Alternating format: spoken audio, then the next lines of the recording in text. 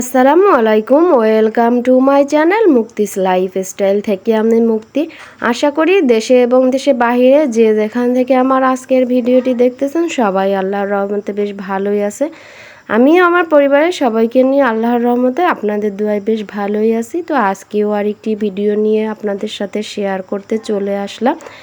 শুরুতেই সকালবেলা ঘুমের থেকে উঠে দেখি আজকের আকাশটা এত পরিষ্কার, মানে আকাশের দিকেই সকালবেলা ঘুমের থেকে উঠে চোখ চলে গেছে। তো আকাশের দিকে তাকিয়ে ভাবলাম যে যেহেতু আকাশটা আজকে অনেক সুন্দর লাগতেছে একটু ভিডিও করে নিই। তো সকালের দিকে আজকে হচ্ছে একটু ঘুমের থেকে উঠতে দেরি হয়ে গেছে আর শরীরটাও বেশি ভালো লাগতেছিল না দেখে আজকে আর সকালবেলা নাস্তার কোনো ঝামেলা করিনি। নুসরাতের আব্বু হচ্ছে বাহিরের থেকে পরাটা নিয়ে আসছিল, সেইটাই আমরা সবাই মিলে খেয়ে নিয়েছি।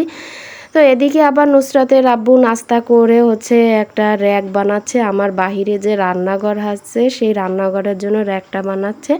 আর আমি হচ্ছে গেন দুপুরে রান্না বান্না করতে চলে আসছি। তো এই যে শাকটা রান্না করতেছি, এই শাকটা হচ্ছে আমার শ্বশুরবাড়ির এলাকায় আঞ্চলিক ভাষায় একে পেপলি শাক বলে। তো শাকটা রান্না করে খেতে অনেক মজা লাগে। শাকটা একটু তেতো টাইপের, কিন্তু এইটা হালকা পানিতে ভাপিয়ে নিলে শাকটা আসলে অনেক মজা লাগে, তেতো ভাবটা আর থাকে না।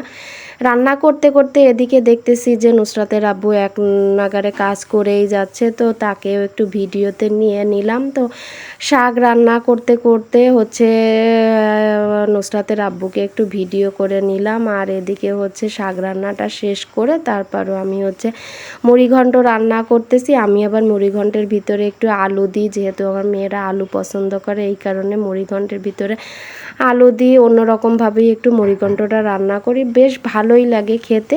তো যাই হোক, আমার আজকের ভিডিওটা যারা দেখতেছেন বা প্রতিনিয়ত যারা আমার চ্যানেলটি দেখে যাচ্ছেন কিন্তু সাবস্ক্রাইব করতে ভুলে যাচ্ছেন, তারা প্লিজ আমার চ্যানেলটি সাবস্ক্রাইব করে আমাকে বেশি বেশি করে সাপোর্ট করবেন। যারা অলরেডি সাবস্ক্রাইব করে দিয়েছেন তাদেরকে অসংখ্য ধন্যবাদ।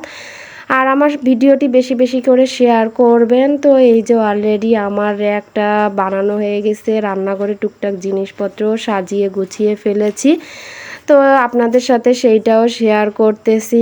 আর হচ্ছে আমার পুরো রান্নাঘরটাই আপনাদের সাথে দেখিয়ে দিলাম, কেমন হয়েছে আপনারা সবাই কমেন্ট করে জানাবেন। এই যে আমার ছোটোখাটো একটা রান্নাঘর বাহিরেও তৈরি করে নিলাম। সবসময়ের জন্য তো আর ঘরে রান্না করা হয় না, যেহেতু গ্রামে আসছি চিন্তা করছি লাকড়িতেই রান্না করব, তাই লাকড়ির চুলার এইখানে সব কিছু গোছগাছ করে গুছিয়ে নিয়েছি। আর আপনাদের কাছ থেকে আজকে বিদায় নিয়ে নেব। আল্লাহ হাফেজ।